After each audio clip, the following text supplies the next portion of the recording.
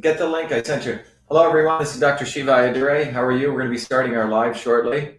Wait until people join.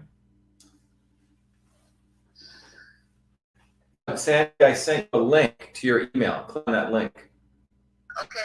Okay. All right. We'll see who's joining here. All right. We're live here. All right. Good evening, everyone.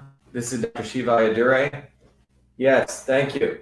So we're going to wait until people join. It's a little bit late on a Friday. I've been up a long time. We had a big win today. We're going to talk about that and the implications, what it means. Good morning from India. Good morning. What else do we have? Nicholas Armstrong, Montana in the house. Nice to have you. Who else? Crystal, great from Nebraska. And we have people coming in. Natick, Joanne, New York. Thank you. We'll start shortly. We're going to have some guests joining us too. Michelle, can you make sure, Karina, I sent them a link to their email. We're going to have some of the other people joining us. Great to have people from Florida. Wow, Kodiak, Alaska. Wonder how it's out there. Revere, great to have you. Miami, Alberta, Minnesota. Wonderful. Los Angeles, Tennessee, Naples, Florida, Georgia. Love you too. Great to have you from New Jersey, Vancouver. Also in Maryland, upstate New York. Wonderful. We have about 540 people coming in. California. Thank you. Yeah, it was a big win today. A big win for all of us. A big win for the First Amendment. A big win for truth. Big win for freedom, and obviously a big win for health, because without truth and freedom, make sure we can have health. So we're going to have a couple of guests joining with us, but let me start. Today was an incredible day because we were very, very fortunate to have a federal judge in the court who actually cared about the First Amendment and was willing to be fair. And what I want to do today is to give you an overview of how we got to this court case, the big victory we had today, and the many more victories that we expect as we go to different phases of this litigation. And as people are joining in, I want to remind everyone that, as many of you know, our U.S. Senate campaign is escalated to a full-blown write-in campaign in Massachusetts. And if people want to know more about that, you should go to shivaforsenate.com. We literally have about 4 days left in this campaign. Today's what, the 30th? 31st, 1st, 2nd, 3rd. So 4 days left. And what's important is that many of you know that they committed election fraud against us, which I've talked about, and I'll summarize that. But we didn't walk away. We didn't run away and get depressed. We escalated it to doing what we call a write-in campaign. And that's what we're doing right now. And that write-in campaign is progressing across Massachusetts. We have thousands of volunteers who are out there putting, I think we've distributed right now close to 1.5 million of these cards. You can see this. It's a Stop Election Fraud, Write in Dr. Shiva, and we're teaching people to write in. It's an extraordinary campaign because it's become more than just a Senate campaign. It's become a campaign for truth, freedom, and health. It's become a campaign that's educating people. The only way we can succeed is by building a bottoms-up movement. And it's also educating people, as what I talked about, what I call the not so obvious establishment, meaning those people who keep us chained to the establishment through having two faces on the left and the right. So those three pillars have become part of this movement, and we're educating people across the world to recognize that the only way that we get freedom is not by them, not by voting for them, but us building a movement bottoms up. And that movement needs to be based on the pillars of truth, freedom, and health. It needs to be founded in the recognition that working people need to unite beyond black and white. And then finally, it needs to recognize that the real enemies of people who distract us from building our own movement is not the establishment, but what we call the not so obvious establishment. You have it on the right and you have it on the left. And those people sucker us back into the establishment. Scrimshaw Rose wrote, "I'm in," and wrote, "You in." Excellent. So we have a couple of people joining us. We have lovely Karina joining us, who recently got married. Is that right, Karina? I think so. Karina's joining us. And we also have a couple of other people joining us. And Jen Ben's joining us. We're going to have make sure Triple Agent, as we know her, is joining us. But we wanted to have people on because people are listening to our hearing. So what I wanted to give you the background was what happened today. Why is this important to everyone? Well, the background of this, the history of this is on September 1st, we won the Republican primary on a landslide. As many of you know, we had thousands of volunteers out there. We had tens of thousands of lawn signs and bumper stickers. Hundreds and hundreds of people did standouts every day, all working people. We raised tons of money. We had billboard ads, radio ads, and the opposition in the Republican primary was a guy who no one knew about, another dirty lawyer who helps white-collar criminals. And this guy was backed by the Rhino Democrat,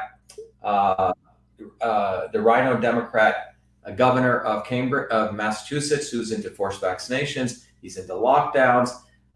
And this governor essentially found some fool to run from Rhino to try to distract us, to try to derail our movement. And in fact, what was fascinating was that we noticed was this guy was nowhere to be found. On September 1st, on the primary election day, what do we find? We find out that we win in Franklin County by nearly 10 points, all hand counted. And in every other county, we lose 60-40, 60-40, 60-40, 60-40. We didn't concede the election because we knew election fraud took place. On September 9th, we then proceeded to issue a public records request to the Secretary of State demanding ballot images. And why did we do that? Because when things are not hand counted, machine counted, the ballot that you fill out goes through a machine and a photograph is taken of it, no different than your iPhone or your Android.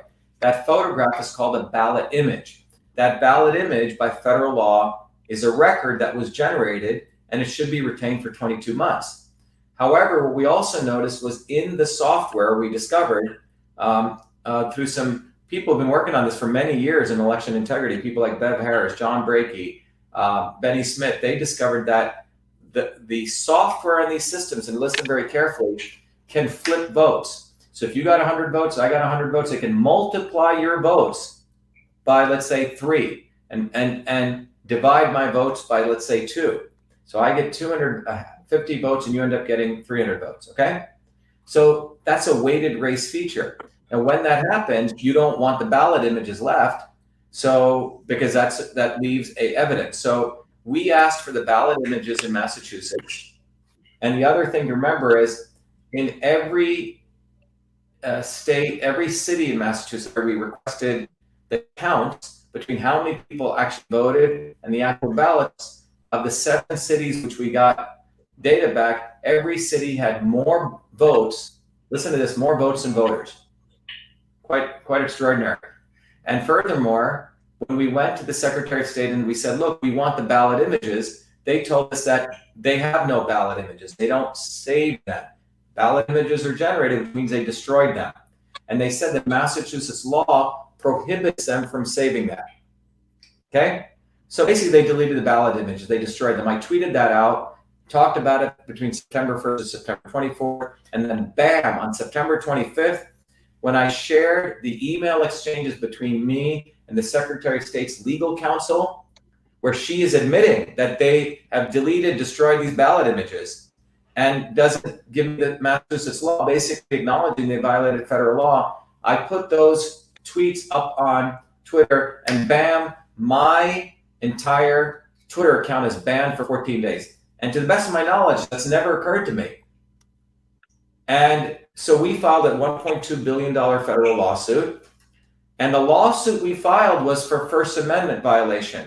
And what we asserted was that the Secretary of State contacted Twitter and induced them to violate my First Amendment rights. So we didn't go after Twitter because they're a private company. They can say, oh, we can do what we want. But in this case, it was a Secretary of State that induced Twitter. Now, why is this important? Well, the First Amendment was created primarily against all of us to protect us from the government political speech. I'm a U.S. Senate federal candidate running for federal office. Political speech is the most protected speech, higher than government speech. Government speech does not trump, no pun intended, does not trump political speech. So we have Sandy, we have Jen, and we have Karina, all of whom were listening in. I understand you guys were on the hearing. I didn't even know you guys were there. I just found out. So, and we have Jerry. Jerry was on the hearing. So send a link to Dr. Vanu. Oh, he does? Okay. Can someone send the link to Dr. Vanu? He's going to join us too. Jen, can you send it to him? Yeah. So what happened was we filed a lawsuit. And by the way, it's very difficult to find, unfortunately, lawyers in Massachusetts who will actually take on the establishment. And I had to end up representing myself. And I've never represented in any court, and this is federal, it's federal court. We are dealing with very serious people. And there were 3 lawyers who showed up on the other side. I've never been in a federal case, and I had to learn quickly. Luckily, I had a lot of people who gave me a little piece of advice. I had to put it together. But what I want to share today, before I go, maybe we'll get some impressions from people, what they thought about it. And then I'm going to share with you the heartbeat of this case. And it's going to arm you with the fact that what just occurred was a landmark victory. And you know what? We don't expect anyone in the media to pick it up. They're not going to pick it up. It's us who has to talk about this, because all of us are the media. We are the press. So anyone who's got this, you should be doing lives on it. What is it called? The watch parties on it. You should be tweeting it out. But let's start with Sandy. Sandy, what did you think about the hearing we had today? And I'll get into the details of what happened. Well, I thought it was very informative. I've never actually experienced listening to anything like this, but it was informative, and I thought that you represented yourself very well. You were articulate, and it helped me understand what the system is like. Yeah, it was a big learning experience for me. Thank you, Sandy. Who else do we have here? We have Karina, you were there, right? We'll just get a quick thing from each person, and then we'll go and I'll share with you what actually happened. Karina? Yes, I was there. I mean, it was quite fascinating to hear sort of the thought process, the way that judge had walked through the case and considered all the questions. And it was really interesting because he reiterated that he's really not a Twitter user, and he was just kind of trying to navigate. But it just kind of went to show how common sense this whole situation is, really, right? And you could get really convoluted and confused between, different things. But at the end of the day, what it's about is, like you were saying, it's about the marketplace of ideas, right? And you can't mute anyone, or at least you should not be allowed to mute anyone, especially when you are working for the government and you're literally attempting to mute a private citizen, or even more so, a federal candidate, right? Or whatever public service candidate. So it was really quite interesting when, I feel like the attorneys on the other side were really trying to kind of confuse things. And I loved how the judge just really brought it all to the sort of essence of things. And I thought he did a great job, just being very common sense and very pro-public interest in his judgment. Good. Excellent. Jerry? Upside down. Can you hear me, Dr. Shiva? Yeah. So the one thing that I got out about it was the judge, Mark Wolf. He was old school, and he made a decision, I think, early in the case, and he was letting the lawyer kind of, actually kind of paint himself in a corner. At the end, the lawyer was squirming, and the other thing that I got out of it was when he asked, and I can't remember if I think it was the woman who was in charge of Twitter and also the counsel. He asked him, well, rather than going to Galvin, why didn't you guys just put out your own tweet to counteract what you felt was false information? And that was very telling. because they really didn't have an answer for that. And I think you got a lot of information that you'll be able to use in the upcoming big case that you're going to litigate. Yeah, so to Jerry's point, before I go over to Jen, we filed a complaint which had two parts. One part is where we are asking for the court to restrain the Secretary of State from contacting this private entity, induce them to ban me on Twitter. Okay, so this is a very, very touchy thing because Twitter has been getting away by saying, hey, we're a private entity. We can do whatever we want, right? We have our own rules of governance. We're a private company, a publicly traded company. And here's the government, which is not supposed to suppress the speech of private citizens, particularly in the midst of what we call a political campaign, because that becomes political speech, or for that matter, if you're attacking the government, that's considered political speech. And that's why the First Amendment was created, that we could attack our government. We could say a lot of things. In fact, you are allowed even to say inaccurate things and, in fact, false things against the government. And in the marketplace of ideas, it should be adjudicated, not refereed by the government down. This is a very, very central point, which makes this country great. Other countries don't have this. Other countries, the government says this, the king says this, or the Communist Party says this, and you're whacked. What makes this country quite profound is that value for political speech. So to Jerry's point, the judge issued various orders. You guys may not be aware of this, but there was various orders, and we filed the case. We weren't even sure if he was going to. So there's two parts of the case. One is what's called a restraining order piece, which courts don't like to issue, okay? Because that means they're making a position. A restraining order is quite a big deal.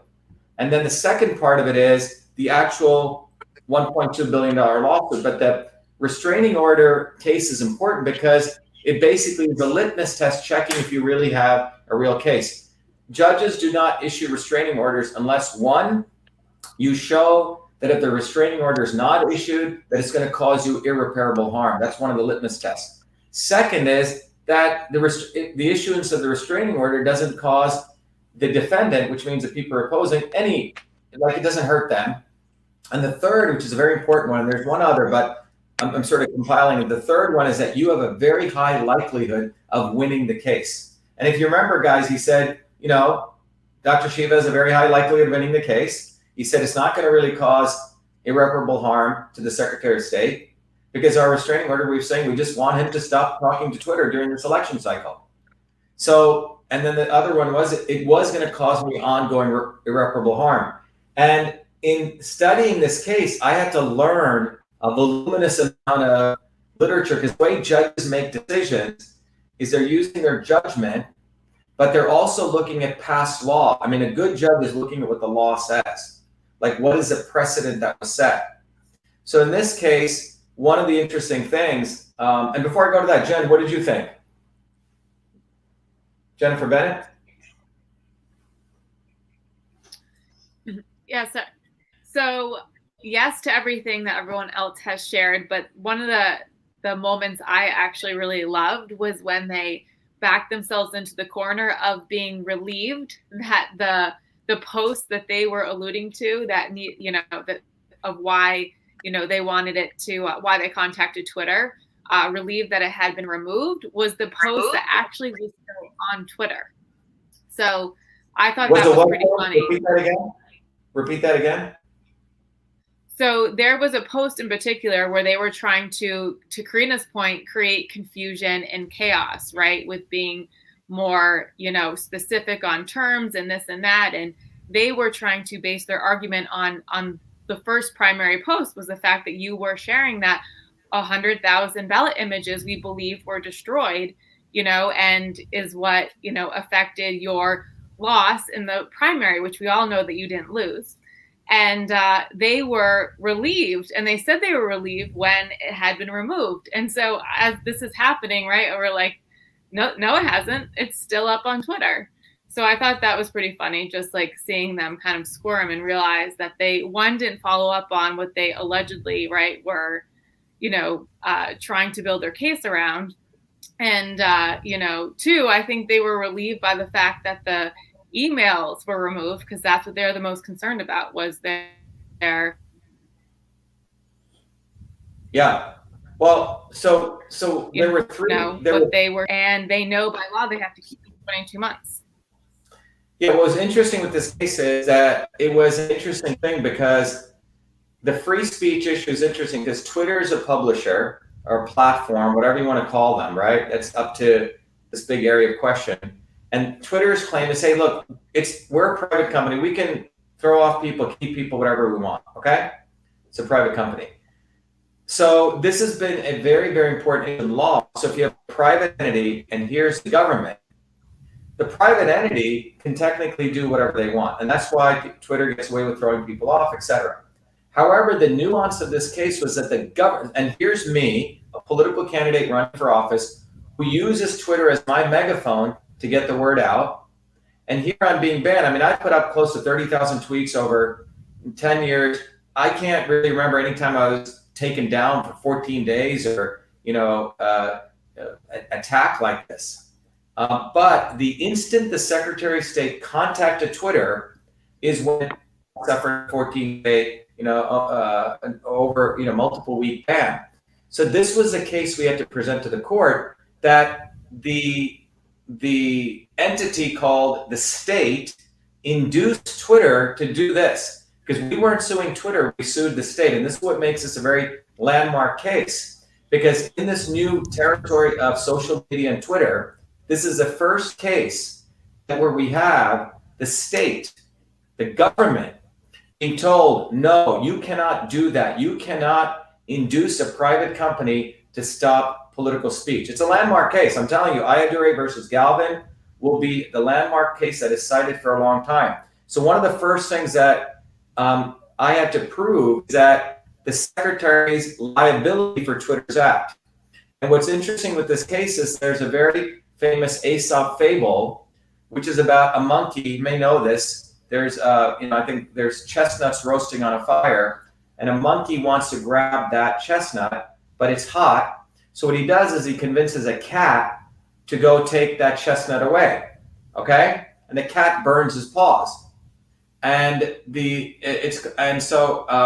monkey basically induced the cat to go steal the chestnut. Okay, so the cat commits crime, the monkey gets away. However, a very famous Supreme Court case took place, which was called Staub versus, let me bring it up. Yeah, Staub, S-T-A-U-B versus Proctor Hospital, where this cat's law liability was brought up. It said that even though one person did the actual crime, that you could attribute the liability to another person. So for example, in a company, let's say there's an employee and there's a boss, and then the boss doesn't like the employee and tells management, someone way up, or even another employee, to fire that person, right?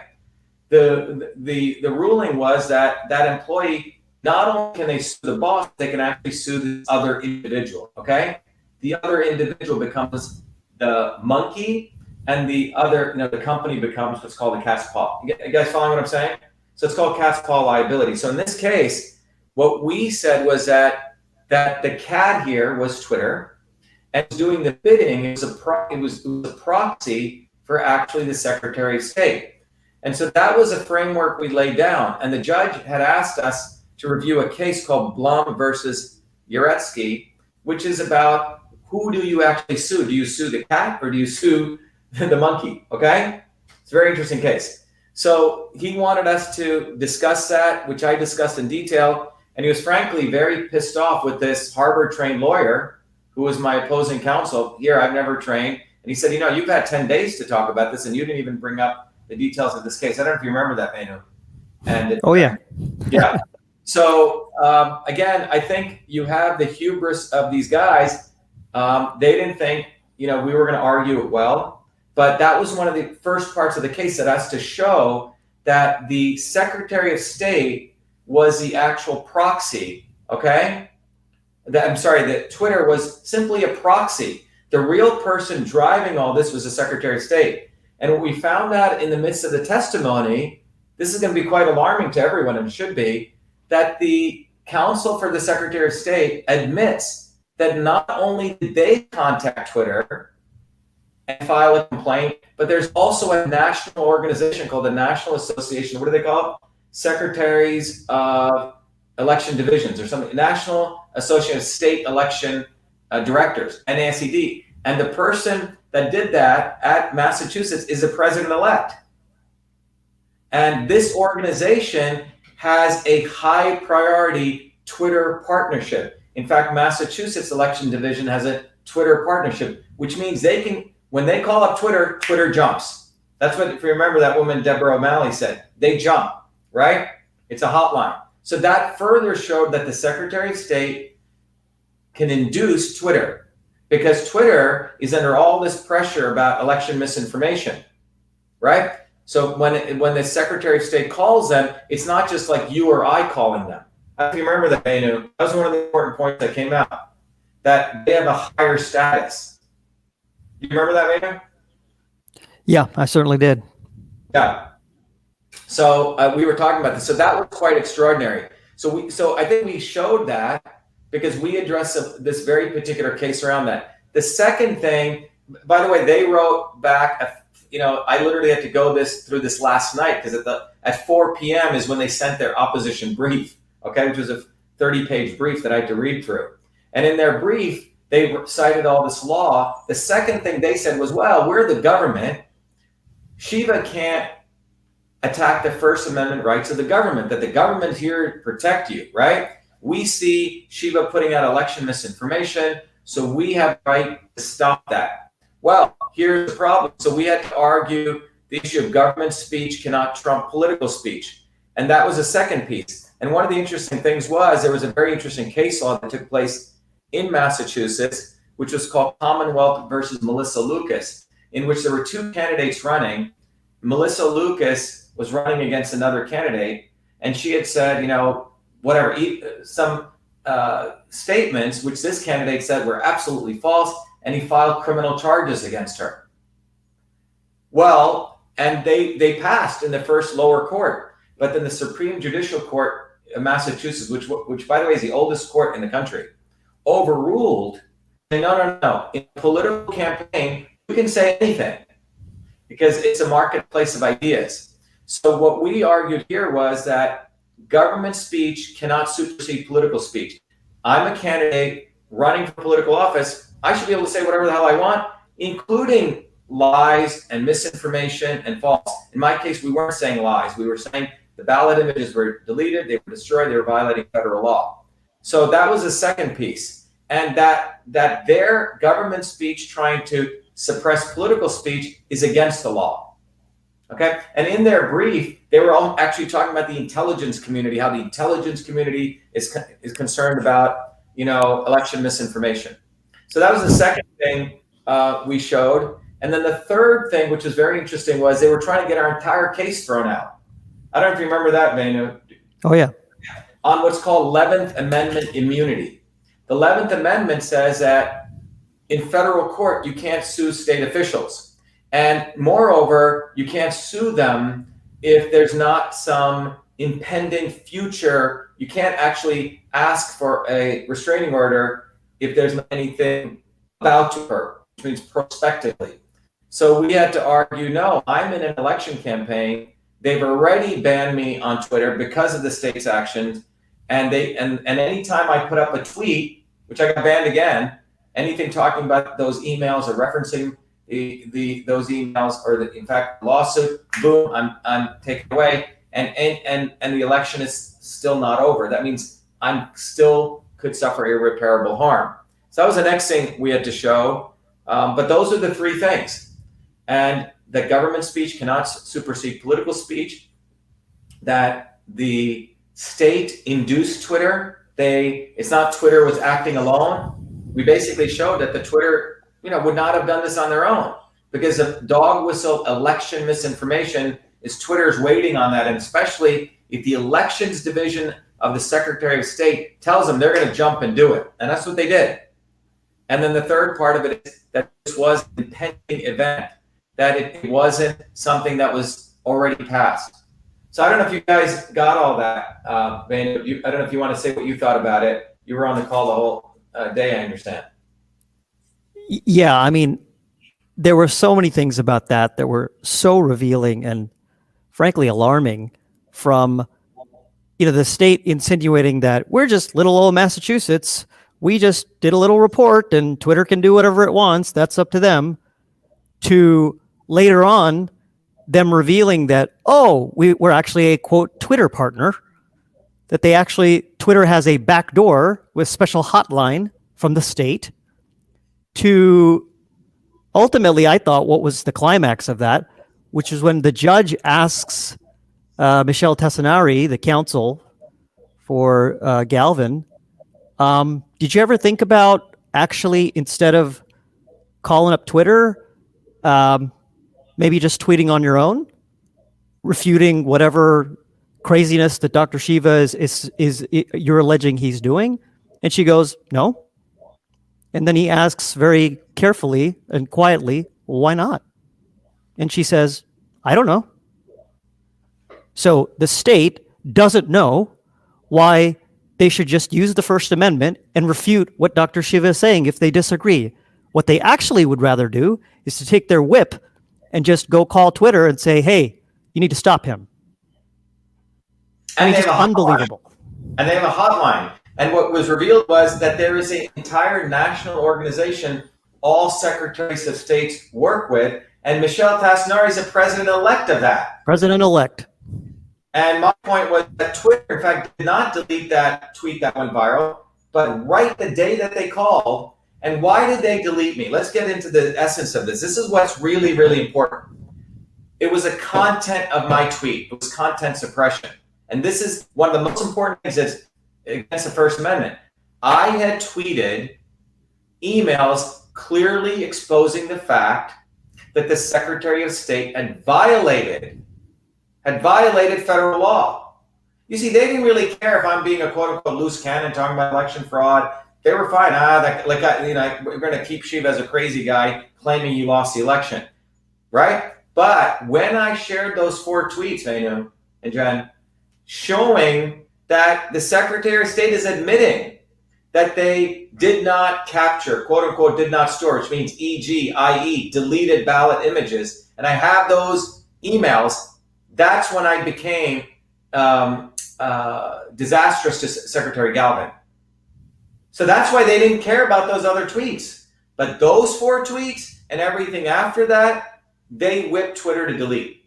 And I'm sure when we go to Discovery, I can't wait to see those emails come out between Tassinari and the National Association. So they're probably deleting those emails right now, okay? But the point is this, that this is a huge landmark victory. I believe this will be referred to, because we're in the nascency still of social media, but this is the first case, to the best of our knowledge, where a judge has ordered a state actor to say, no, you cannot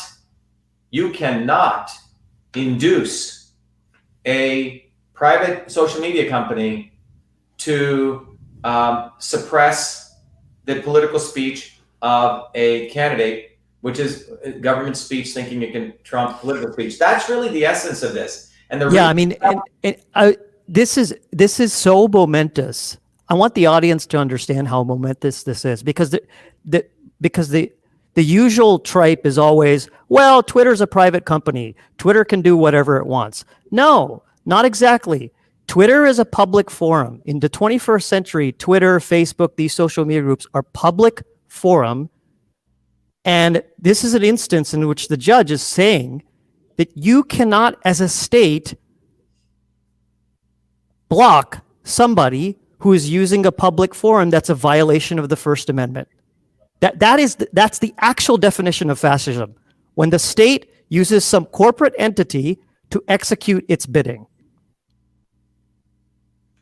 Yeah, I mean, it's even more interesting, Vanu. It's even better than that, because Twitter claims they are not a public forum; they're a private company. Okay, this is even better than that.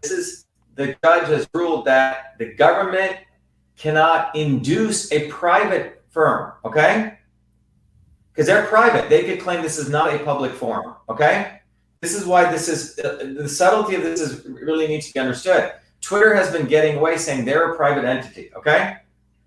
In the Blum versus Yaretsky case, the reason the judge had us review that, which by the way, the opposing counsel didn't even review, is that there was a person who was in a nursing home, and the nursing home decides to move them from one site to another site. Okay.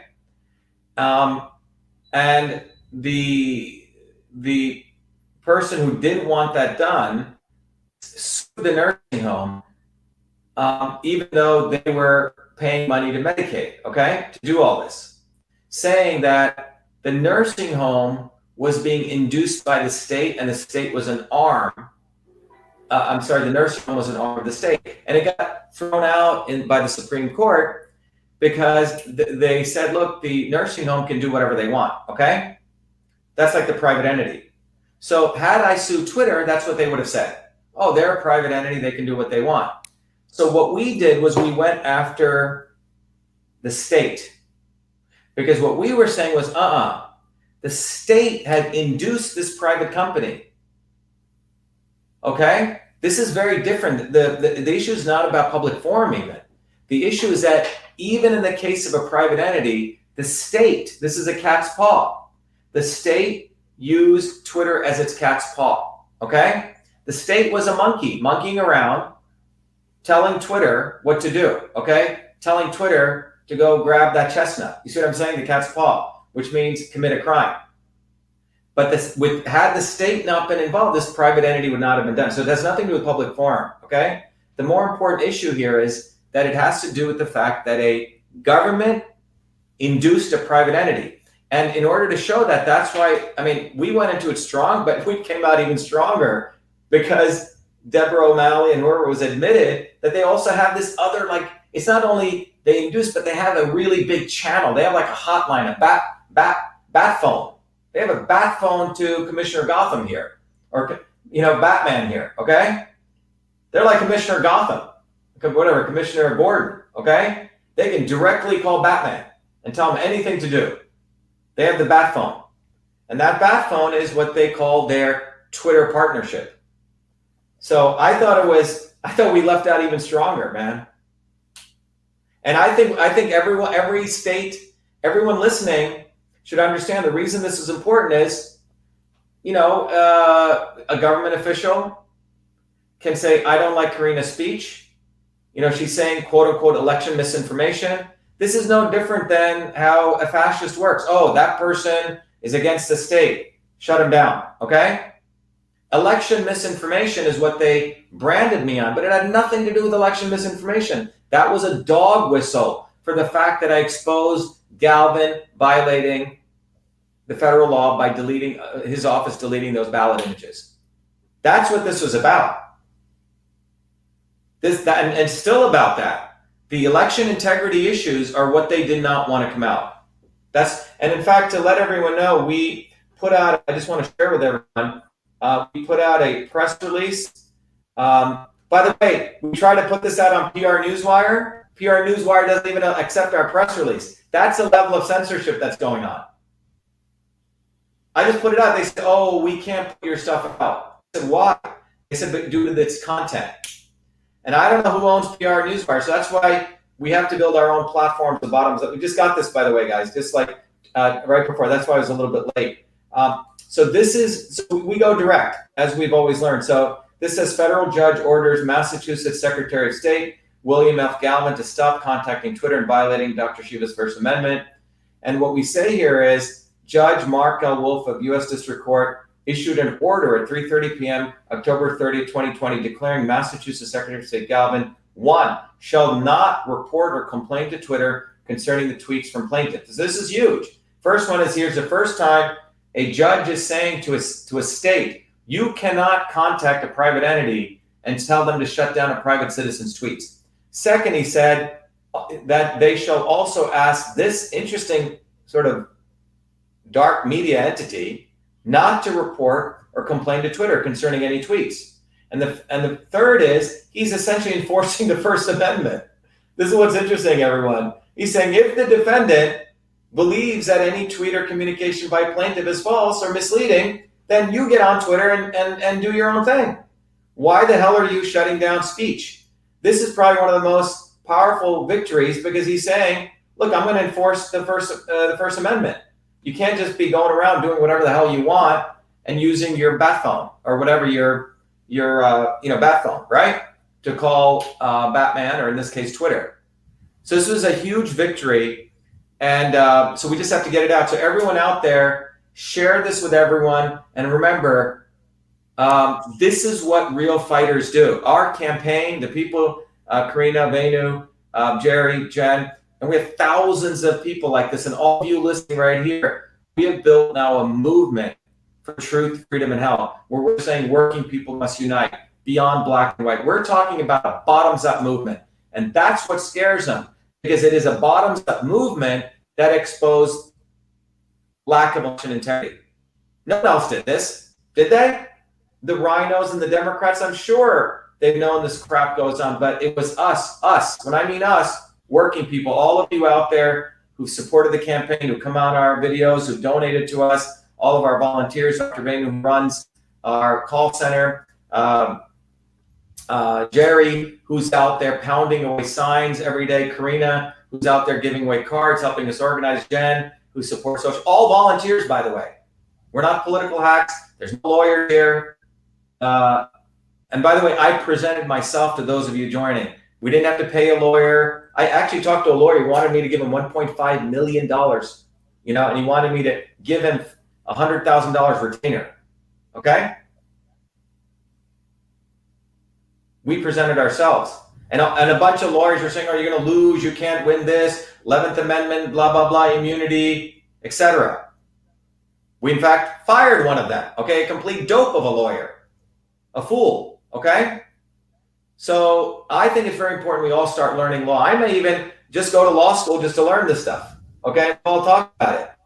But the bottom line is that our movement for truth, freedom, and health is what this is all about. This is about us recognizing, to hell with the establishment, to hell with these flunkies, left or right. And by the way, Donald Trump was not left or right. He wasn't a Democrat or Republican. He was Trump. He hijacked the Republican Party. He made fun of quote unquote establishment Republicans. But if you go to the website, everyone notices we're writing in. You can donate to the cause. As you remember, anyone who donates to this cause, by the way, we want to train all of you to be truth, freedom, and health warriors.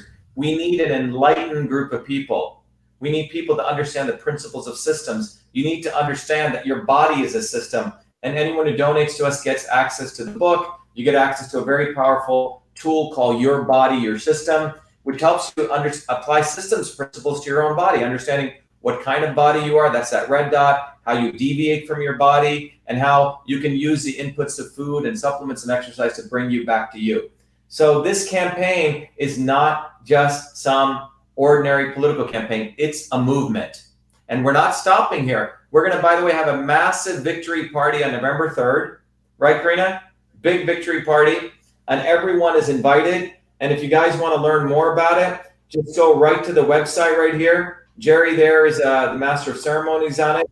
But you can go right to the website here, and you can click on the events right here. And if you go right here, it's at 9 p.m. We're calling it the Truth, Freedom, and Health Victory Party. It's held on November 3rd.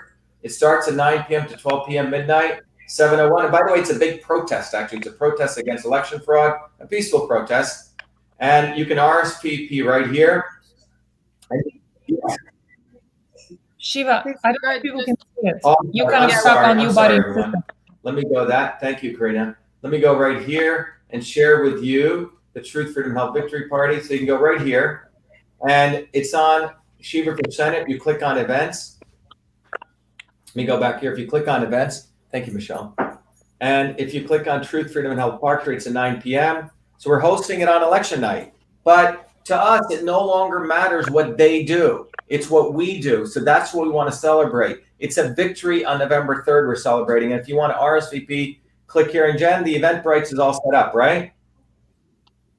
So please set it up. The tickets are going to go fast. Correct. $10 suggested donation. It's a suggested donation. And please join us. It's going to be massive. It's going to be a lot of fun. And it's a peaceful protest, okay? We don't enforce masks or any of that nonsense, okay? Boost immunity, build community. That's one of our goals. And by the way, tomorrow we're doing a big rally in Leominster, a big rolling rally, Shiva and Trump rolling rally.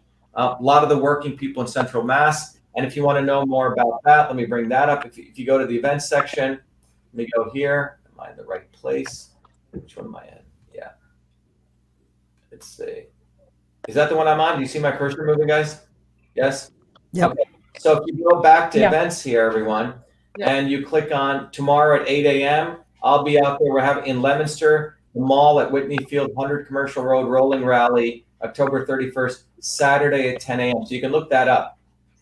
And we had a great one last time, and we encourage everyone to join us. It's going to be a lot of fun. But let me bring back everyone else. Anyone else? You guys, closing comments? Venu, Jen, Jerry? I would like Shiva, I think you made him look like to fools just remind today. everyone You did an excellent job. You're like Goodwill Hunting. You're like Will in Goodwill Thank Hunting. you. You were great. Pro se. I learned a lot. I mean, this was, I normally do not get nervous speaking, but it was a very interesting position to be in because I had to take all of this law stuff, which I'm totally new to, be able to express it and then speak in front of a federal judge. I mean, these guys are like, I don't want to say they're like gods, but frankly, a federal judge can do whatever they want. They have sort of achieved a level in their career that they really can do whatever they want. In many ways, they're bound to no one. So they have a lot of freedom. Jen? Yeah, I just wanted to add and remind everyone to connect with you directly, to go to shivaforsenate.com, give your information so they can stay up to date on everything that's happening, or go to vashiva.com as well to get access to all your great science and your lectures. Because unfortunately, across the board, Facebook, Twitter, Instagram, YouTube are making it harder and harder for you to have access to the truth. So just connect with Dr. Shiva directly, and then you don't have to worry about that, and you can get. Are you there, Jen? I think we lost Jen. That we all need to be, especially now we head into the winter months. Yeah, one of the things we're going to be announcing, so everyone on November 3rd, join us. We are going to be escalating this movement. We've had phase 1 where we ran in the primary, phase 2 where we're doing our write-in, but it's not going to stop.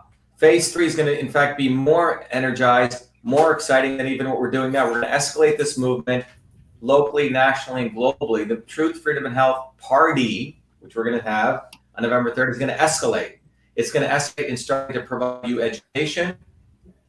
It's going to start educating. We don't want followers like social media has. We want leaders. My goal is I'm just essentially an educator. I happen to be able to do that reasonably well. My goal is to educate each one of you to become leaders in your community.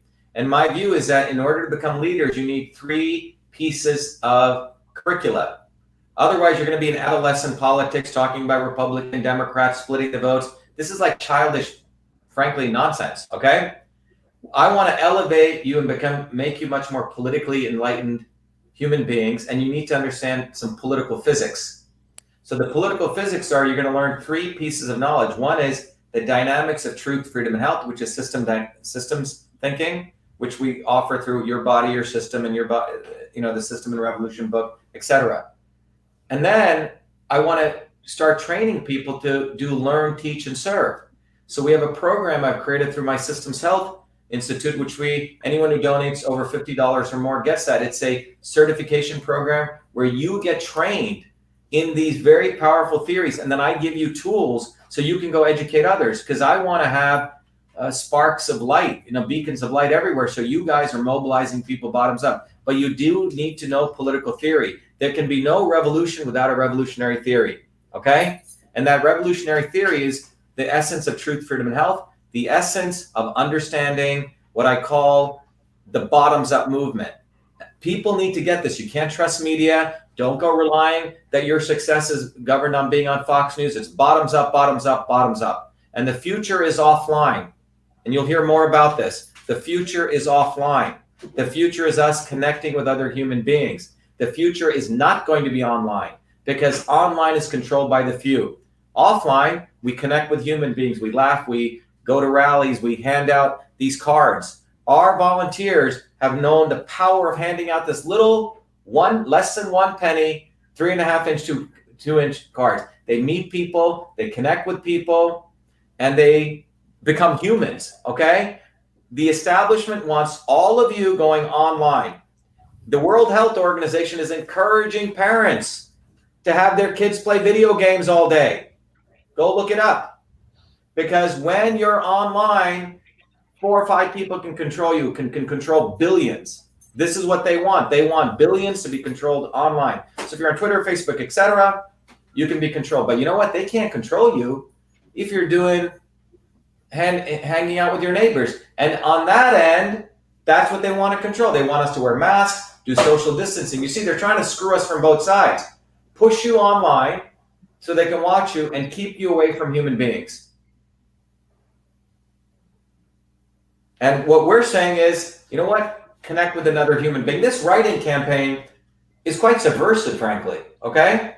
This is saying, raise your mighty pen, which is a sword, and write in Dr. Shiva for Senate. But it's not just about me. It's about you recognizing that we need to reconnect with being human. That's what this is about. Because these voting systems, you can't rely on them. I'm telling you as a technologist, one person can flip the switch. You can't rely on Twitter. I mean, the fact that the Secretary of State can make one phone call, and after 10 years of never being banned like that, they can ban me. What does that tell you? We have no freedom. And so we need to really gel with that. If you don't gel with that, if you're like, well, I don't know, well, you're screwed, okay? You're screwed. Those who get it, and our people on our campaign get it, and that's what we want to educate you on. And that's what we're going to do. So phase 3 is coming. And we're going to destroy the establishment. It's just a matter of time. We have the framework, and we put a lot of work in, but they need to be destroyed. These people are evil. They all work together. Right, they're throttling my audio. That's why, as Jennifer said, be ready. You know, I'm a technologist. You know, I can build better stuff than the school, you know, Dorsey and all these guys, all right? They just got lucky because they all hang out in their incestuous crowd on Sand Hill Road or in Hollywood where they whatever with each other, okay? But just like we showed today, a guy with no law degree experience beat 3 lawyers because it's about working people. It's about hard work and fighting. That's what we got to do. We got to fight, fight, fight. Anything else, guys? Yeah, by the way, donate whatever money you can. But remember, when you donate to us, I'm not here to take your money. We're here to educate you. And we're going to explosively grow this movement. We need to destroy the establishment, left and right. Hey, should I play for people some of the latest video in closing? Mm-hmm. Yeah. Is it on the events page? Is it on the events page, Jen? The videos? Do you want the rally, the rolling rally from last weekend? Yes. Yeah. So let me play you the video, or play the recent the Charlie Baker video, and then do that. Okay. What do you guys think, Karina? It's great. Yeah, just sometimes it gets delayed, you know. So I think that's the only issue. But I'll post the link also under the live so people can watch. Yeah. So let me just share. Jen, should I do it from YouTube? I think I can do it from YouTube, right? YouTube. They are all on YouTube.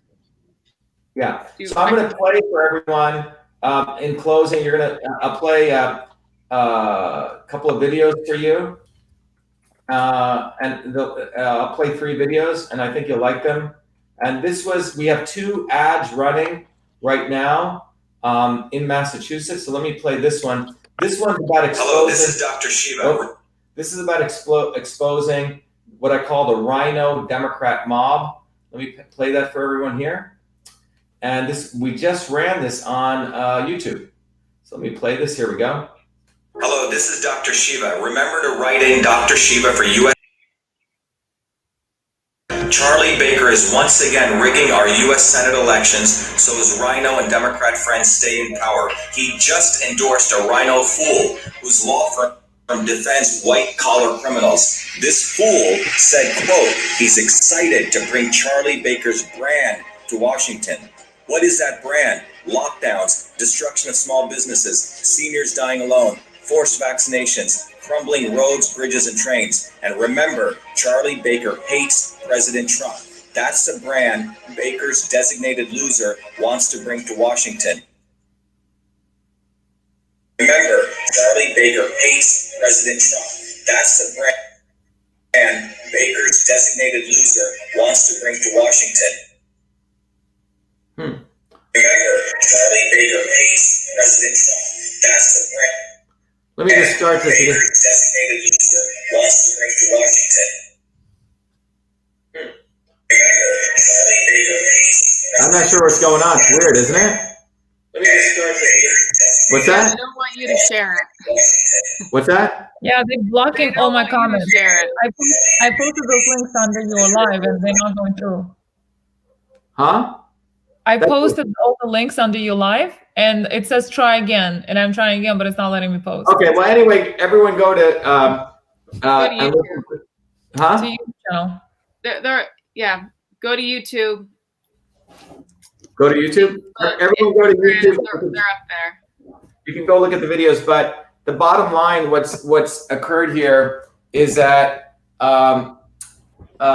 we didn't back away. We're escalating the movement, and all of us, all of you out there, you're all part of this. This is your movement, and all of you should feel very, very proud of yourselves, because by being part of this, what you're saying is that you believe in yourself, that you're willing to stop the brainwashing. You're walking away, not from the Democrat or Republicans, you're walking away from the nonsense, and you're saying, I'm going to reconnect with myself and my community, locally, offline, being human again. And that's what this movement's about. It's about working people uniting. And that's why people are coming in droves, and that's why, as Jen said, people throttle us. Because you see, I used to get, 80, 100, 300,000 views. Now it's down to like 6,000 views. But you'll see so many comments, okay? So that's the level of fear they have. So it's quite extraordinary. But anyway, 2 events. November 3rd, join us in Cambridge for the peaceful protest, okay, against election fraud, AKA November 3rd, Truth, Freedom, and Health Party. So join us there. And tomorrow we're having a big rally in Leominster. You can find out about it. And everyone, get out there and let everyone know to write in Dr. Shiva for U.S. Senate. Write in Dr. Shiva for U.S. Senate. It's more than a campaign. It's a political movement for truth, freedom, and health beyond black and white, so working people unite. And as you've seen, I will fight for you. And we're educating other people to learn how to fight. We want to have millions of warriors for truth, freedom, and health. Not followers, warriors. If we create a social media platform, it's going to be called leaders, not followers, okay? We want to have lots and lots of leaders so they learn, teach, and serve. That's what we want. We don't want followers, we want leaders. I'd rather have 10 very enlightened leaders than 100,000 people who are thinking the Democrats and Republicans are their saviors, who think Tucker Carlson or some fool on CNN is going to save them. We don't want those kind of people, because it's a dead end. It's not going anywhere. Okay? So we need to rise up and believe in ourselves and reconnect with our communities. Anyway, everyone, yes. I was just going to say something, to people like myself, right? Who just for the longest time just didn't used to vote at all.